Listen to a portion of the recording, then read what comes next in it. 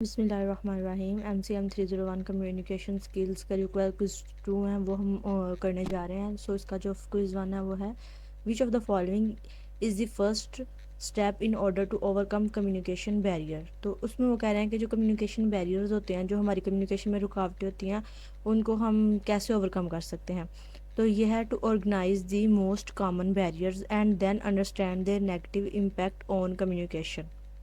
وہ کہہ رہے ہیں کہ ہمیں پہلے ریکگنائز کرنے ہیں کامن بیریئر کون سے ہیں، اور پھر انڈرسٹینڈ کرنا ہے ان کے نیگیٹو امپیکٹ کو جو کمیونیکیشن میں مثال کے طور پر جیسے ہمارے لینگویج بیریئر ہوتے ہیں، emotional barrier, physical distractions, culture differences, یہ اس طرح کے بیریئرز ہوتے ہیں ہماری کمیونیکیشن میں، جس کی وجہ سے ہماری کمیونیکیشن جو ہے وہ ٹھیک طریقے سے نہیں ہو پاتی۔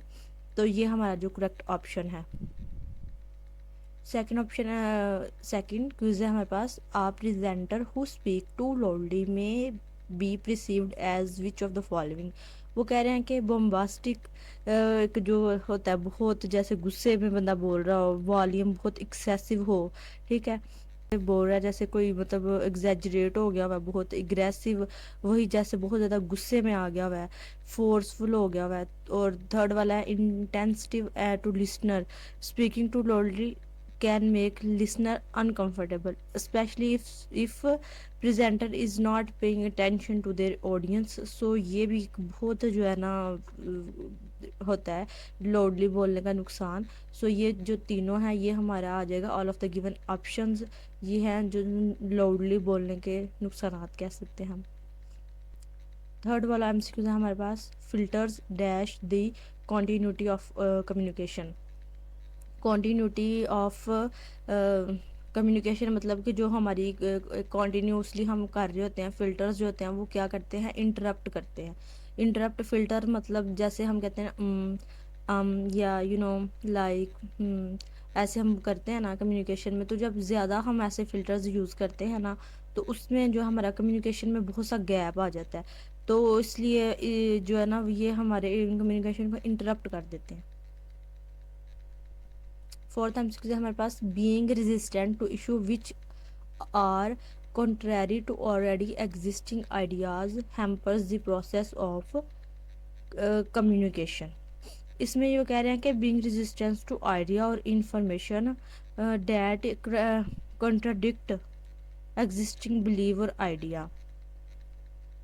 مطلب اس میں پتہ کیا ہے کہ جب انڈیویجولز آپس میں اوپن اپ نہیں کرتے، جو ہے ریزسٹینٹ ہو جاتے ہیں نا ایک دوسرے سے، تو وہ پھر اوپن اپ نہیں کرتے ہوتے ایک دوسرے سے، ایک دوسرے کو آئیڈیاز، ویو پوائنٹس، انفارمیشن ایک دوسرے سے ایکسچینج نہیں کرتے، ٹھیک ہے۔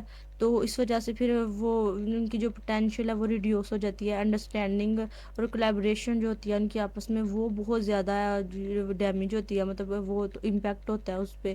تو اس وجہ سے اس سارے پروسیس میں نا جب آپ ایک دوسرے کی انفارمیشن ایک دوسرے سے ایکسچینج نہیں کر رہے، ایک دوسرے کی ویو پوائنٹس نہیں دیکھ رہے، ایک دوسرے کی مطلب آئیڈیاز اور انڈرسٹینڈنگ نہیں ہے آپ کی ایک دوسرے میں، تو وہ پھر ظاہر ہے آپ کی کمیونیکیشن پہ ہی اس کا امپیکٹ ہوتا ہے نا۔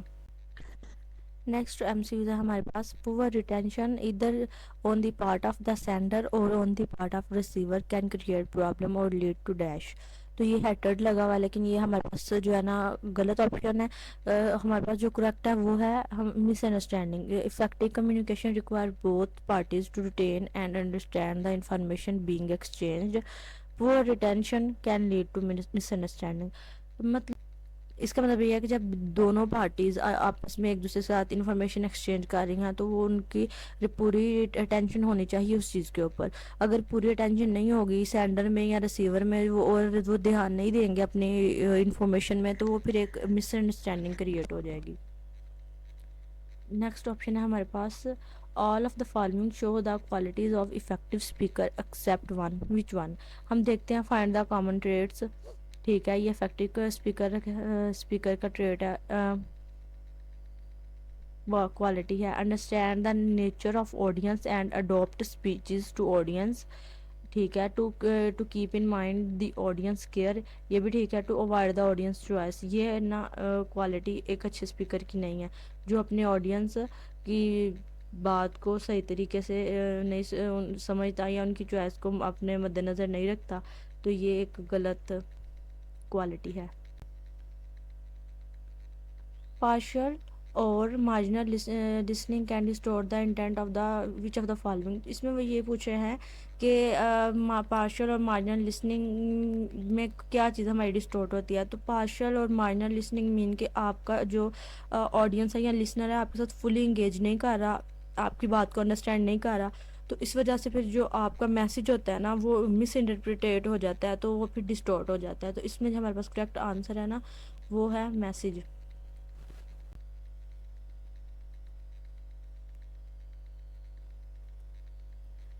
نیکسٹ کویشچن ہے ہمارے پاس, while you plan to make a good speech you must be engage in which of the following. کہہ رہے ہیں کہ جب آپ ایک اچھی اسپیچ تیار کرنے کی کوشش کر رہے ہیں تو یا پلان کر رہے ہیں تو آپ کو کیا چیز ذہن میں رکھنی چاہیے. اس کا رزلٹ نہیں, تھیم اور آئیڈیا. آڈینس سینٹرڈ اپروچ, بالکل ہمیں ان کی جو آڈینس سینٹرڈ اپروچ ہے وہ ذہن میں رکھنی چاہیے. دیکھنا چاہیے کہ آڈینس کی نیڈس کیا ہے, ان کا انٹرسٹ کیا ہے, ان کی ایکسپیکٹیشنز کیا ہیں آپ سے. تو یہ پھر جو اپروچ ہے ہیلپ کرتی ہے, آپ کا میسج جو ہے وہ ریلیونٹ ہو جاتا ہے, انگیجنگ ہو جاتا ہے اور افیکٹو ڈلیوری ہوتی ہے آڈینس سے. تو اس وجہ سے پھر جو ہے نا آڈینس سینٹرڈ اپروچ بہت ضروری ہوتی ہے. یہ کریکٹ آنسر ہے. نیکسٹ ہے ہمارے پاس, facial expression that reveal anxiety on speaker's face causes an audience to فیل.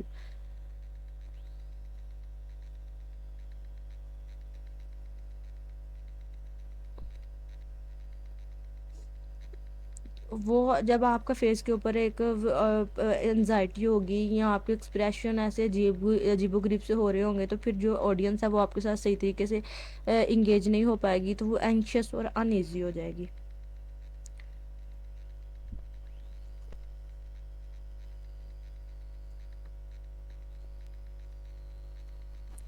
تو اس کے لیے ہمارے پاس جو کریکٹ آپشن ہے نا, اچھا, facial expression that reveal anxiety on speaker face cause an audience to feel. جب آپ کا جب ایک اسپیکر کے فیشیل ایکسپریشنز جو ہوتے ہیں وہ بہت ایسے غیر آرام دہ سے اور انزائٹی بھرے ہوں گے, تو وہ آڈینس پھر جو ہے نا انکشیس اور ان ایزی ہو جاتی ہے, وہ آپ کے ساتھ صحیح طریقے سے انگیج نہیں رہ پاتی. تو پھر وہ جو کمیونیکیشن ہو رہی ہوتی ہے نا ہماری وہ بھی خراب ہو جاتی ہے. تو پھر جو ہمارا پاس کریکٹ آنسر ہے وہ ہے ان ایزی. جو کوئزز ہیں وہ ختم ہو چکے ہیں. آئی ہوپ کہ آپ کو سمجھ آ گئی ہوگی ان سارے ایم سی کیوز کی, اور یہ آپ کے لیے بینیفیشیل رہے ہوں گے. سو میں آپ سے ملوں گی اگلی کسی ویڈیو میں, تب تک کے لیے اللہ حافظ.